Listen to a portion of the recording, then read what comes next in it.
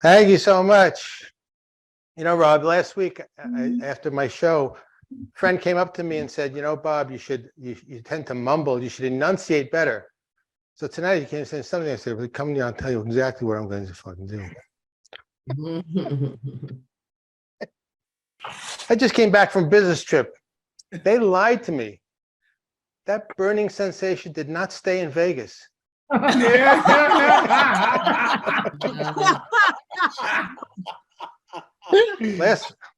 Last month, I rode on a 62-mile bike race for charity. It was rough. At the end, they had a spare parts booth for all of the cyclists.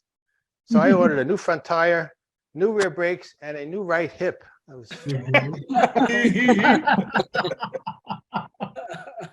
Amazon's gotten so high tech.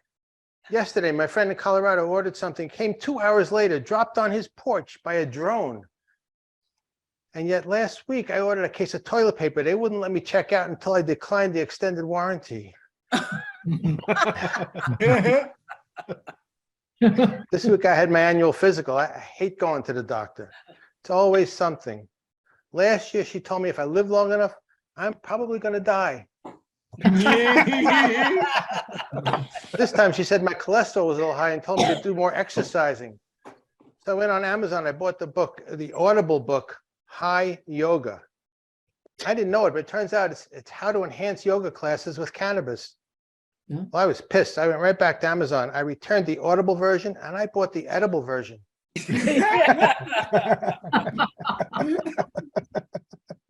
Stupid. Yeah. A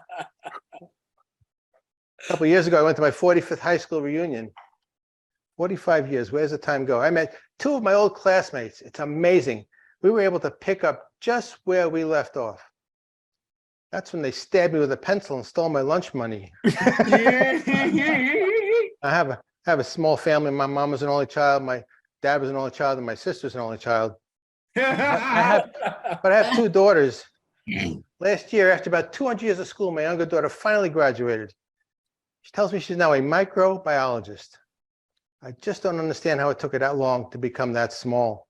My older daughter came and said, Dad, the doctor told me I'm pregnant. You're going to be a grandfather. Well, before I could even get excited, she wanted to know if I would buy something, but I'd be the first to buy something for the baby, like a blanket or a rattle or a college tuition. I said, maybe you need a second opinion. Because the doctor told her that. Okay. She then began to share every detail of her pregnancy with me. Now, I don't mind hearing a bit about what's going on, but spare me the play-by-play.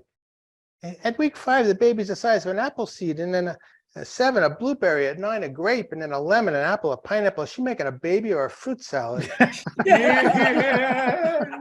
don't get it. She told me she throws up every morning, has to pee all the time, and I'm thinking, holy shit, maybe my wife is pregnant. Her hormones are causing food cravings, acne, and hair loss, and that's when I thought maybe I'm pregnant.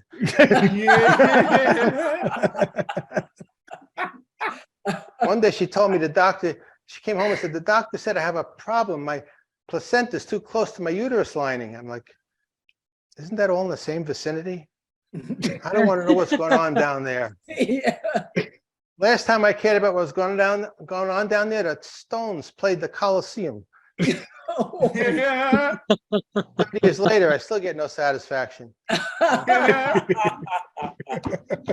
She used an app on her phone called Cinemama, C-I-N-E Mama. You take pictures of your belly daily, and the app stitches them together into an animated full-feature movie of your pregnancy. I got to tell you, Spielberg should be all over that one. I just prayed she didn't use that Cineconception app. I don't want to see that. Now, fast forward, I now have a beautiful 18-month-old granddaughter. She's at that cute stage where she repeats everything she hears. I was at her house. I went up to the house last weekend for dinner. I walked in. I said, "Hi, Emmy. It's Grandpa." She just looked up at me and said, "It's Grandpa." You're fucking late again. But they've been so COVID protective of this baby. They finally let me take the baby out just a few months ago to a class to interact with other kids.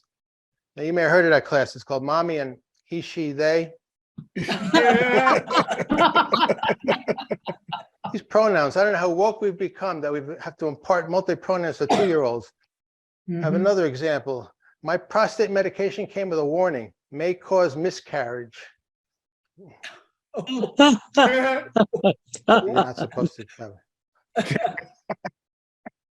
And all the bathrooms in my office building now, all the men's and women are now labeled transgender, which is actually not bad because when I use a transgender bathroom, I don't feel like I have to put the seat up. Sometimes I don't even put the lid up. Even the Bibles have been rewritten to comply with this woke mentality. You may have read this passage. God told Noah, build an ark of gopher wood and take with you 7 pairs of all clean animals, the males and their mates, and 7 pairs of non-binaries. That went in.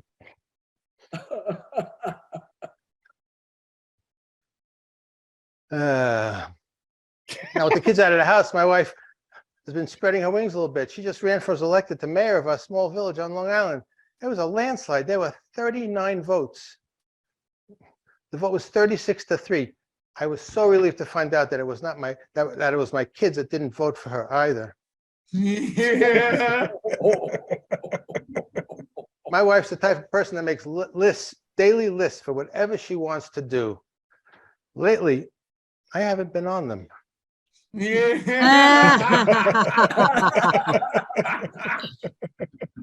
Now, we were in Atlantic City last month. I told her not to bother with the blackjack tables because you can't win at blackjack. I never win at blackjack. I explained to her that there are only 3 types of people that sit at those tables. Those that can count cards, those that can't.